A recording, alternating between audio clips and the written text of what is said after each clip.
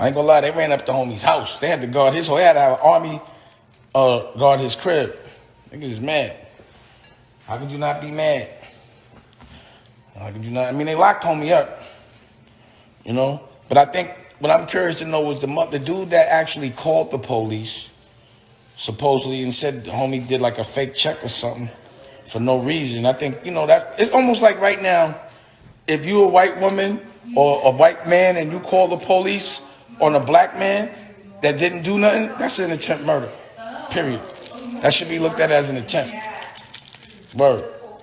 Because you never know, like, you know, you get into an argument with somebody and then they call the police and you ain't do nothing and you black, they might fucking put their knee on your neck. You know, you see they locked up the black CNN dude? That shit is crazy. On TV, they didn't even give a fuck. Homie's like, yo, this is CNN. He's like, nah, we gotta humble you. That's all they wanted to do was humble him. Humble him, let him out, and maybe make sure he might get infected wherever he went real fast. That was fucked up. They always want to humble us, man. That's why you see dudes like Vlad TV and Adam 22, they want to say that I'm disrespectful or humble me because I question why they're even speaking on my culture. I'm difficult. I'm on a blacklist for even speaking. They bum ass blackball list. I'm not never on. That's the type of shit I don't like, man. This narrative they try to create. Oh, a motherfucker's disruptive and disrespectful if he is aware of his self-worth and demands respect for his culture. That's crazy. That's crazy. And that's what it's been. That's what it's been with me the whole time. Oh, he's a black man that speaks up for himself. He's crazy. There's a black man that don't let white people rob him or talk to him any old kind of way. I'm nuts. Come on, man. Y'all nuts. Pause. Letting weak motherfuckers and nerds tell you what to do. Legally. Ain't shit I'm doing illegal. Not a fucking thing. It ain't illegal to know who you are. I'm not disruptive because I have confidence, because I won't let you disrespect me or my business. Come on, man. That's how they humble us. You speak, we're going to label you. Man, we got to start speaking. We got to start doing things that are intelligent. That's how we win. Stop looking the other way just for a buck. You know, everybody turns the blind eye because they say they got to eat. That food is not good. That's not good food. That's the food that kills you quick. But how we know the tricks and we still do it? It's like certain things happen every 10 years. Like this is, again, like I saw this is Rodney King, right? This is 10 years, every 10 years, or every, you know. And, you know, probably things have gotten better because there wasn't a reaction like this before. Before it would happen and no one would get this mad unless it was covered. But now it's covered so much, people are just consistently mad. But I don't know. Like, I'm curious to see the people have political responses. Like, there is no political response. That shit was just dead wrong. You know? And that is very reflective of, you know, because I've been in that situation. Oh, the other shit was crazy was the woman in the park. I've had that happen to me so many times. Like, you know, if a white woman doesn't like what I'm saying, they automatically get on a black man this, a black man. I'll be like, what are you talking about? Always that aggression. I mean, I know what that feels like. I'm glad they caught that one on tape. You know? But the thing that people aren't understanding that people are catching on tape, this is the shit we're used to. We're desensitized to this, a lot of us that see this every day, that feel this every day. You know, because I'm in a place where there's not many people like me that are like, you know, bosses on their own businesses, I constantly have to deal with people that from another culture that aren't used to a black man speaking up. And it's a form of racism when someone's surprised that you could have a voice. That's racism if someone says, how dare you ask a question about something you don't like about what's happening to you? How dare you question my system? That's racist. I've been dealing with that shit every day. You know? But I'm not like rioting about it. I'm just not playing in that system. See, the thing about the police is I got to go outside. You know? In business, I ain't got to go to your business. But I got to go outside. You know? It's not like you can be independent of the police. It just doesn't make logical sense. You do need the police.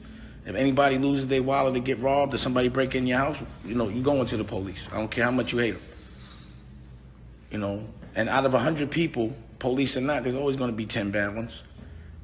So I also hate to hate a whole police because of 1 or 2 or 3 people. What I do know is the police don't tell on each other. So a good policeman won't say nothing when they see a bad policeman doing something, like a gang. I know that. But I really don't have, I have no advice other than stay safe and stay out their way. The reason why I always had a driver since I was like 20, in my 20s, was because I was young. And I had a car when I was like 15. And that was the only way the police could get with me, is when I'm driving the car. All the other shit I was doing, never. I never, can't touch me. Anytime I saw some cuffs, it was usually because I was behind the wheel without a license and they had the reason to go in the car and this, that, and the third. My point is, I've been living a life of trying to avoid the police since I was a criminal. And I haven't been a criminal since I was, like 30 years ago. Way past statute of limitation time with no bodies. So I'm what do you call that? PTSD. PTSD. I've always had PTSD of the police. Every time I'm with my girl and she's driving and the police come anywhere near me, I get scared, start looking around. Damn it.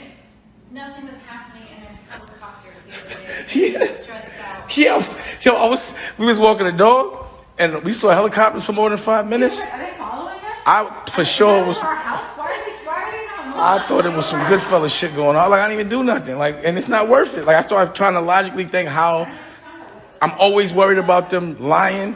Because some people lie, because lawyers lie and people lie all the time, what I have to fear is unfairness, is people not telling the truth. That's my only fear, is the liars. The people that just hate themselves so much that they don't know how to do anything but distribute hate. I don't understand how someone would want to take a life for no reason. Why they would want that on their conscience. Like, what kind of dark individual is that? Like, can't nobody tell me to kill somebody? I'm not putting that on my conscience. Like, what would make somebody feel joy in snapping somebody's neck for no reason? How much can you hate yourself that you want to kill something for no reason?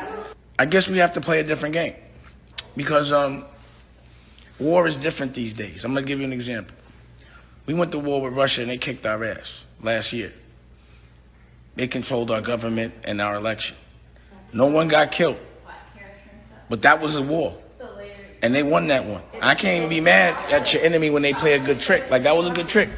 I was like, that was a good one. Nobody got killed, and they had, look at our country right now, which is a complete dysfunction. They controlling that right now and laughing at us. Right. So that's one kind of war. Now, let's say this COVID thing was intentional and somebody pushed a button, they the illest of all time. This is the best war I ever saw. They just hit the whole world without picking up a gun.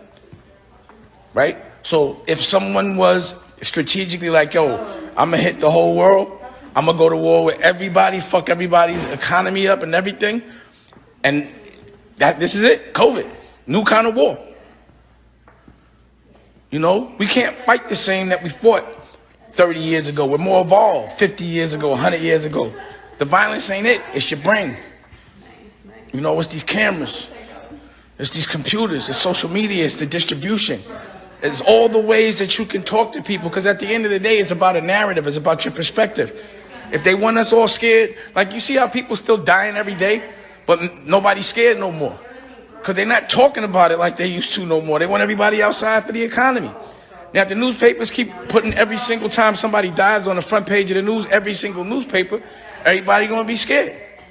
But now that they're not doing that, everybody like, yo, it's loosening up. They're opening it up. But people still, 1,000 people died today. I don't get it. Or got infected. I don't get it. I'm still not going. I wasn't going outside when 400 people was infected. Why would I go outside when 1,000 is? I'm not doing it. Whatever program they've implemented, it was implemented hundreds of years ago, probably about 200, maybe more, the Roman days. But you have to think about things, right? A long time ago, Egypt was in control. They was black. And other cultures were enslaved. The Moors running around, having sex with everybody's wife, conquering everything on elephants. And, another culture was like, yo, we can't have this shit no more. And not only because these guys are strong, they like to take shit. They're taking over everything. So when we get the rock, we have to make sure we keep it for a while, for our family. So there was a plan implemented to control us, to govern us, to keep strong people in control, to keep us thinking we need weak people. Why do strong people think they need weak people to survive? It makes no sense. That's programming to be thinking that shit. It's a program. It's a plan. And the thing is, this lasted about a couple of 100 years. They had us for that. But there's awareness now. So now we have to make a plan so the right people stay in control for the next couple of 100 years. So our kids ain't got to go through this. But what is that plan and who's going to implement it? So does anybody have any answers? I'm asking, you know? Like, I'm not going to pretend I know something I don't. I can't tell somebody to do something I wouldn't do myself. It ain't nothing I can tell y'all to do right now but make a television network, because that's all I'm doing. Make some content. Get smart. Believe in yourself. You know, I'm not one for really complaining. I'm one for making a plan. What's the plan? I'm looking for somebody to give me a plan. I need it right now. I need a plan. I ain't gonna lie. This shit gotta stop. You know?